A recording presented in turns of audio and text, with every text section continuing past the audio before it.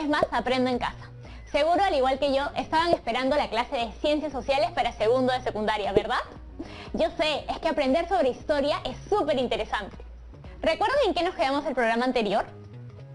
Exacto, estábamos viendo las acciones de Titu Yupanqui, el general de Manco Inca que cercó Lima para poner en jaque a los españoles. Pero no olvidemos lo más importante, las causas que dieron origen a esta rebelión. Hoy retomaremos con el cerco de Lima y lo que sucedió después. Toma nota de las fuentes históricas que se usaron para reconstruir esta parte de la historia. Y no te olvides de enfocarte en las causas que originaron esta rebelión y sus consecuencias. Ahora sí, no esperemos más y comencemos con un episodio de Sucedió en el Perú. Ahí va el video.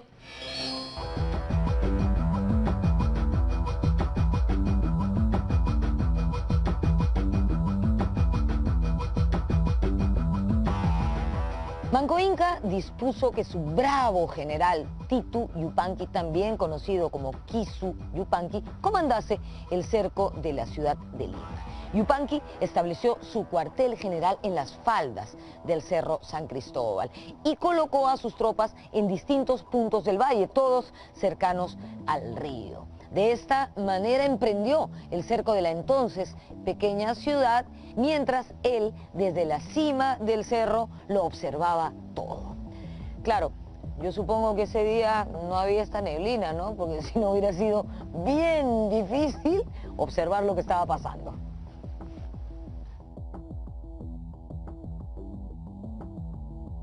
Corría el mes de agosto de 1536 y Lima estaba amenazada por cerca de 25.000 guerreros incas, distribuidos en 3 grandes grupos.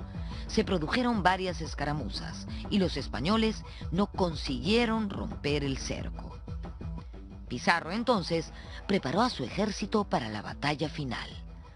Como en el Cusco, los españoles recibieron el valioso apoyo de miles de indígenas, enemigos de los incas.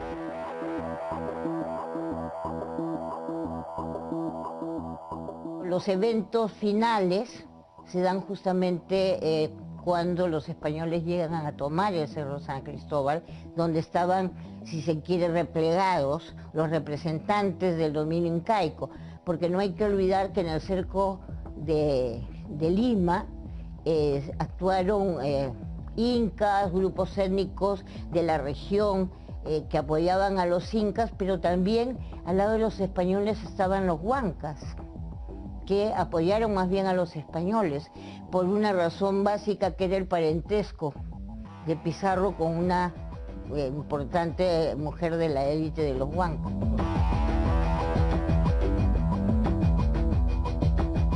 Kisu Yupanqui estaba decidido a exterminar a los extranjeros. "A la mar, barbudos", era el grito de sus guerreros.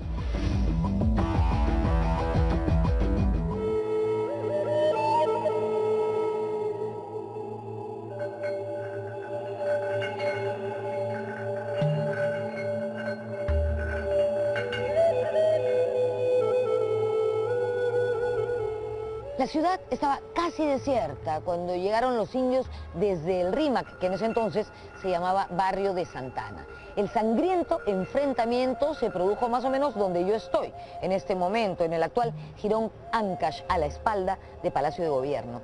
Cuentan las crónicas que Titu Yupanqui luchaba desde su litera y en pleno combate fue alcanzado por una lanza que le atravesó el pecho. Cuentan las crónicas también que, muerto Titu Yupanqui, los indios comenzaron a retirarse. Se puede discrepar de eso, pero lo cierto es que Titu Yupanqui murió y que el cerco de Lima fracasó principalmente debido a los refuerzos de indios que recibió Pizarro de diversas partes, pero sobre todo de Huaylas. Recordemos que Francisco Pizarro estaba casado con Inés Huaylas, cuya madre era la señora de Huaylas, Contarhuacho. En ese caso, la suegra sí que le dio una ayudita al yerno.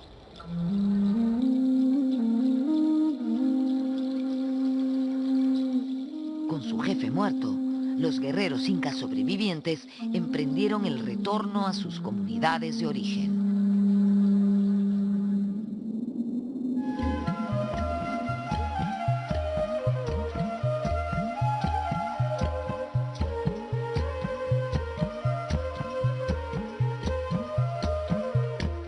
Estamos en Puruchuco, zona arqueológica ubicada en el distrito de Ate. Aquí quedaba un palacio inca ocupado por el curaca de esta zona y su familia. Pero no hemos venido hasta aquí para contarles eso, sino para contarles que en este lugar ocurrió un hallazgo arqueológico importantísimo. Se trata de un cementerio inca donde hay restos de soldados incas que perecieron en el enfrentamiento entre las tropas rebeldes y las huestes españolas.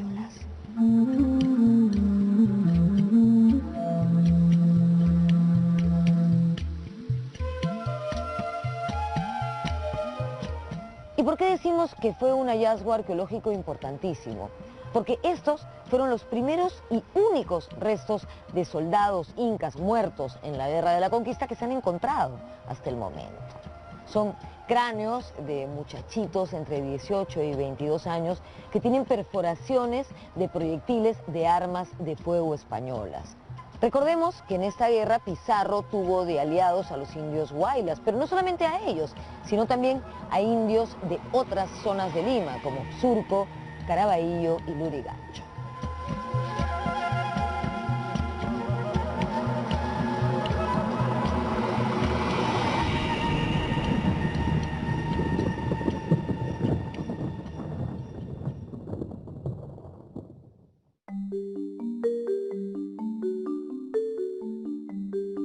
Tras la victoria, Pizarro respiró aliviado, más aún cuando empezaron a llegar al Perú refuerzos de otras partes del continente. Mientras tanto, en el Cusco seguían los enfrentamientos. Hernando Pizarro intentó sin éxito capturar a Manco Inca. En la refriega era muy llamativa la rivalidad de algunos pueblos con los incas. Un caso notable era el de los huancas, del Valle del Mantaro, frente a los cuales Manco entabló una guerra a muerte. Años después, ellos solicitarían ante la Audiencia de Lima y luego ante el rey de España beneficios por los favores prestados a la causa hispana en las guerras de conquista. En el Cusco, los combates eran cada vez más reñidos. Manco Inca montaba a caballo y usaba armas de fuego. Ambas cosas arrebatadas a los españoles.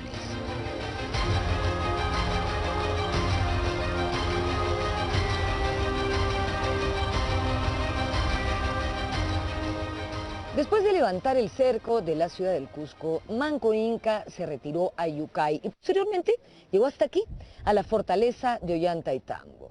Los españoles decidieron ir a su encuentro y capturarlo, y para ello organizaron una gran fuerza militar.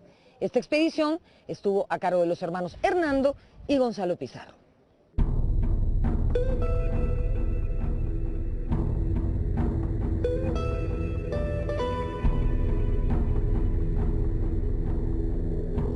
Advertido de la amenaza, Manco Inca pudo organizar la defensa y rechazar a las tropas enemigas desde estas alturas. Cuentan las crónicas que el Inca dirigió a sus hombres montado a caballo, con una lanza en la mano. ¿Se imaginan? Eso quedaría genial en una película, ¿no? A pesar de haber puesto en aprietos a la administración española, Manco Inca era el soberano de un imperio en ruinas. La guerra no daba tregua para la siembra, los depósitos estaban saqueados y la tropa empezaba a sentir hambre. En el sur, las fuerzas rebeldes fueron derrotadas y pereció el sumo sacerdote. Además, la alta dirigencia cusqueña seguía mostrando grietas. Pauyu Inca, hermano de Manco Inca, estableció una alianza con Diego de Almagro. Pauyu Inca era un hermano de Manco Inca. Él viajó con Diego de Almagro a Chile y volvió con Diego de Almagro. Y luego que Manco Inca fracasa en su rebelión, Pauyu Inca se alía con los españoles. Lo coronan, Almagro lo corona como nuevo Inca, entendiendo, digamos, a los incas como una monarquía más de estilo europeo.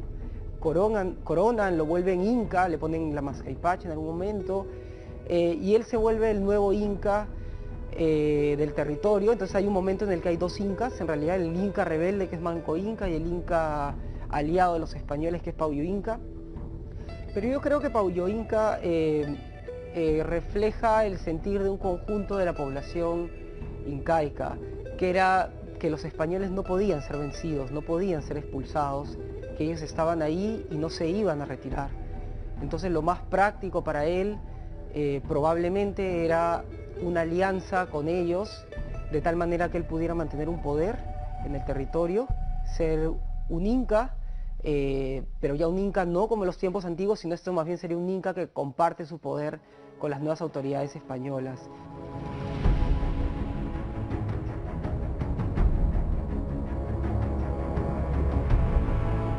Almagro, que regresaba de su fracasada expedición a Chile, venía dispuesto a enfrentarse a los Pizarro. Su primera acción fue apoderarse del Cusco y tomar prisioneros a Hernando y Gonzalo Pizarro. Manco Inca no tuvo más remedio que licenciar a gran parte de sus exhaustas tropas y retirarse a Vilcabamba. Vilcabamba se ubica en la ceja de selva, al noreste del Cusco, entre los ríos Urubamba y Arequipa. Desde allí, Manco Inca continuó la resistencia.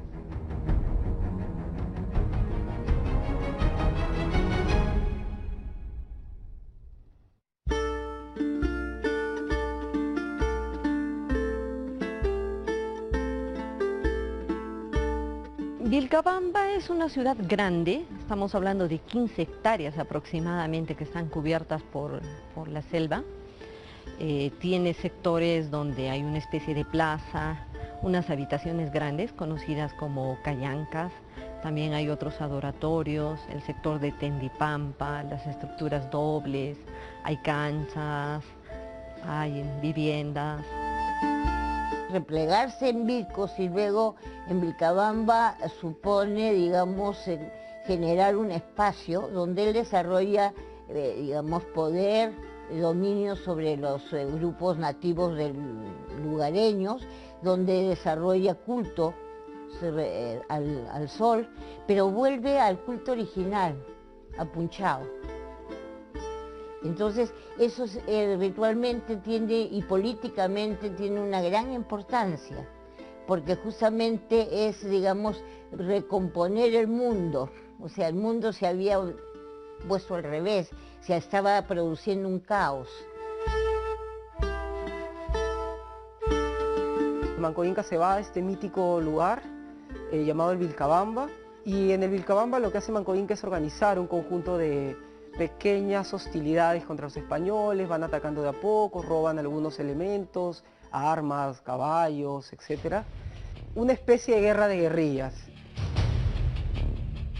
Durante 8 años, Manco Inca dirigió en Vilcabamba una suerte de estado independiente y en 1544 fue asesinado por un soldado almagrista refugiado en ese lugar. Se convirtió desde el principio en refugio de, digamos, gente que podríamos llamar marginal, que por una u otra razón quiere retirarse por escapar de la autoridad, por hacerse de un pasado que le resulte provechoso, por beneficios directos, etc. Y tenemos allí a mestizos y a españoles que están refugiados en Vilcabamba, y Diego Méndez, que es el que mata a Manco Inca, aparentemente había sido seguidor de Almagro. Existen dos versiones, las más conocidas, ¿no? Que uno fue acuchillado por detrás por un grupo de españoles que se refugiaron después del conflicto que hubo entre los pizarristas y los almagristas. Y otro es que fue golpeado por estos mismos en la sien, ¿no? Tenían una especie de juego con bolos y lo golpearon en la sien.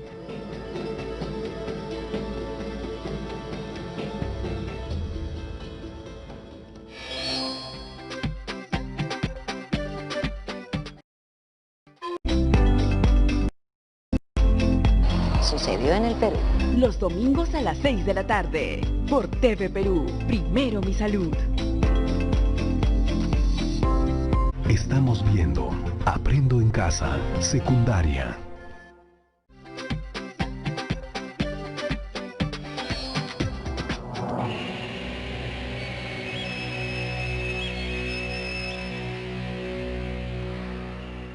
La trágica muerte de Manco Inca significó un duro golpe para la lucha de reconquista, que nunca más logró la dimensión alcanzada entre los años 1536 y 1538.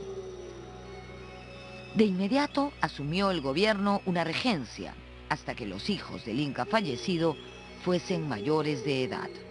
De esta manera, quien se convirtió en el segundo Inca de Vilcabamba fue Sayri Tupac, hijo de Manco Inca. En 1888 decidió subordinarse a la autoridad del rey de España. Viajó a Lima y hasta recibió encomiendas y honores. De Sayri Tupac, también el hijo mayor de Manco Inca, el que le sucedió una vez que falleció Manco Inca. Estuvo él muy poco tiempo en el gobierno, generalmente estuvo en contacto con los españoles, con el gobierno español, y bueno, finalmente le dieron su encomienda en Yucay, en el Valle Sagrado. Sayri Tupac falleció muy joven, en 1560. En su reemplazo, asumió el gobierno Titu Cusi Yupanqui.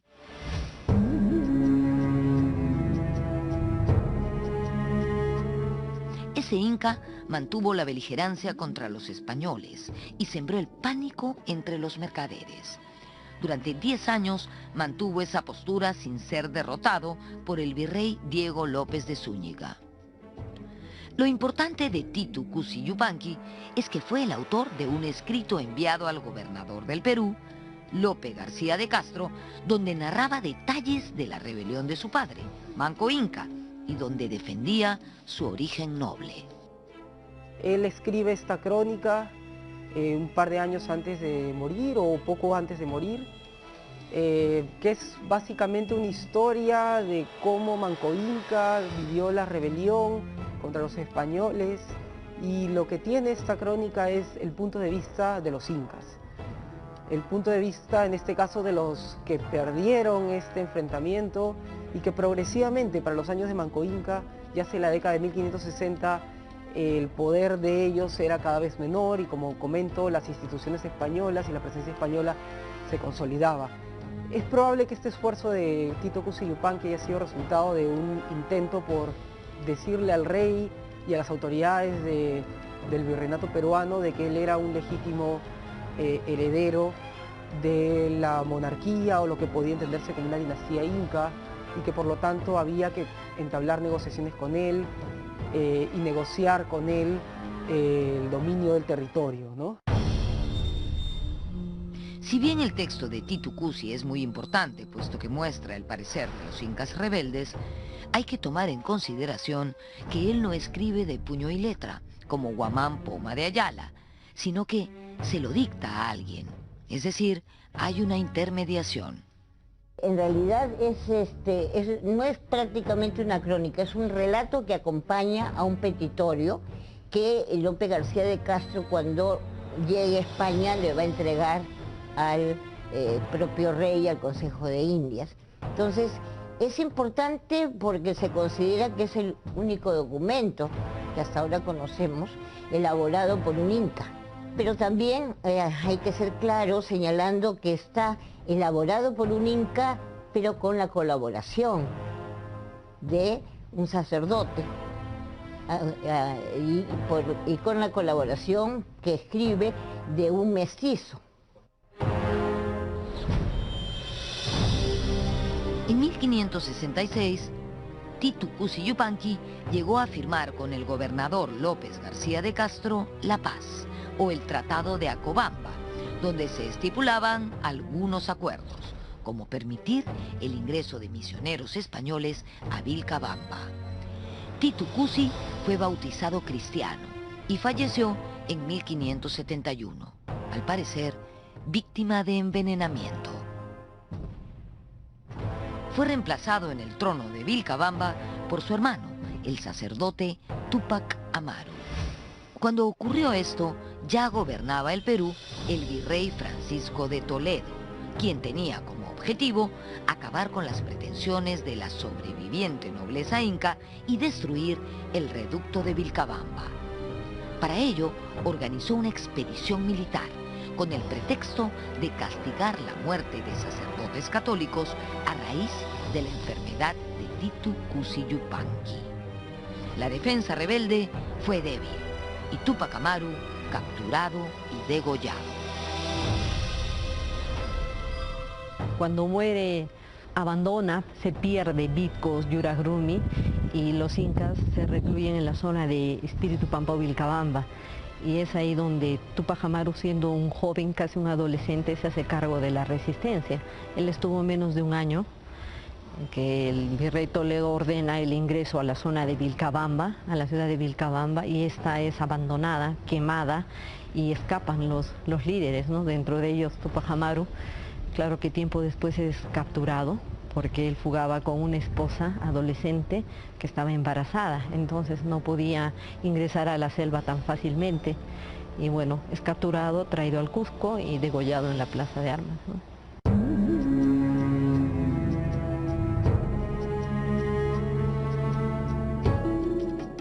Túpac Amaru fue capturado y conducido hasta el Cusco, hasta esta plaza, descalzo, encadenado con una cadena de oro. Él se negó a hablar con el virrey de Toledo por considerarlo un yanacona, es decir, un sirviente del rey de España. Fue condenado a muerte por traición a la corona española. Finalmente fue ejecutado aquí. Fue decapitado en septiembre de 1572. Eso sí, el Inca afrontó serenamente su fatal destino.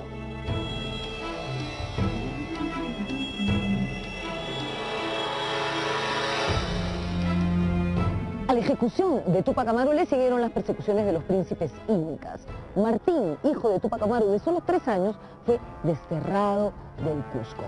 Solo quedó como única descendiente del Inca una mujer, que fue antepasado de Túpac Amaru II, José Gabriel Condorcanqui, quien también se rebeló y que fue condenado a muerte en esta misma plaza en 1781. La ejecución del último de los incas rebeldes, ordenada por el virrey Toledo, no fue vista con buenos ojos por el rey de España. El inca Garcilaso escribió que cuando Toledo regresó a España, el rey Felipe II le increpó: váyase a su casa, no lo he enviado al Perú para que mate reyes, sino para que sirva a reyes.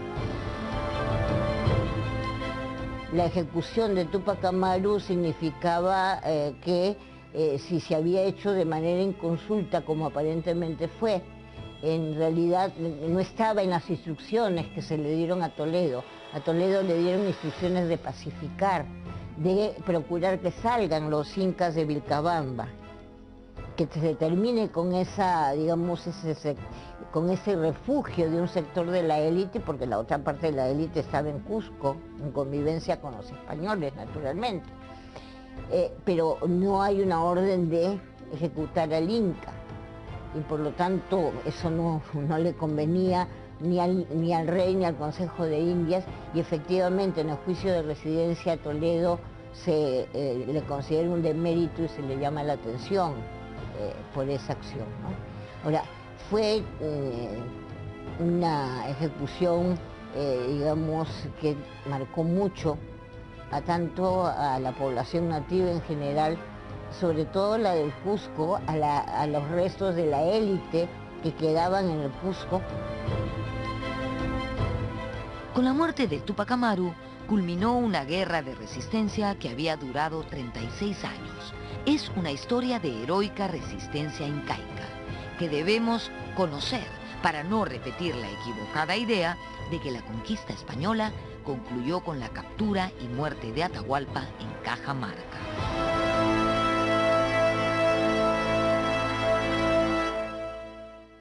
Después de la muerte de Túpac Amaru, ocurrida aquí en el Cusco, se empezó a difundir un mito en los Andes y ha entrado el siglo XVII, el mito de Incarri. Incarri, hijo del sol, fundador del Cusco y creador de todas las cosas que existen en el mundo. Incarri fue apresado y decapitado y su cabeza fue enterrada aquí, en esta ciudad. Sin embargo, el mito cuenta que su cabeza sigue viva, mientras su cuerpo se reconstituye debajo de la tierra. Cuando eso ocurra, Uncarri volverá a restituir el orden del mundo. ¿Qué creen ustedes? ¿Habrá alguien capaz de restituir el orden en este mundo en el que vivimos? Ojalá, ¿no? Nos vemos en la próxima.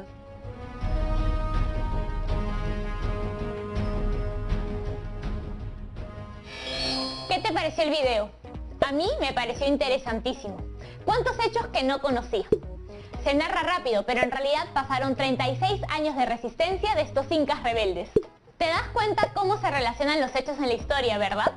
Casi son como eslabones de una cadena. Y aquí va el reto de hoy. Tendrás que responder la siguiente pregunta usando los argumentos que escuchaste en el video. ¿Cuáles fueron las causas y las consecuencias de la rebelión de los incas de Vilcabamba? No te olvides de poner todo esto en tu portafolio. Nos vemos en la siguiente clase.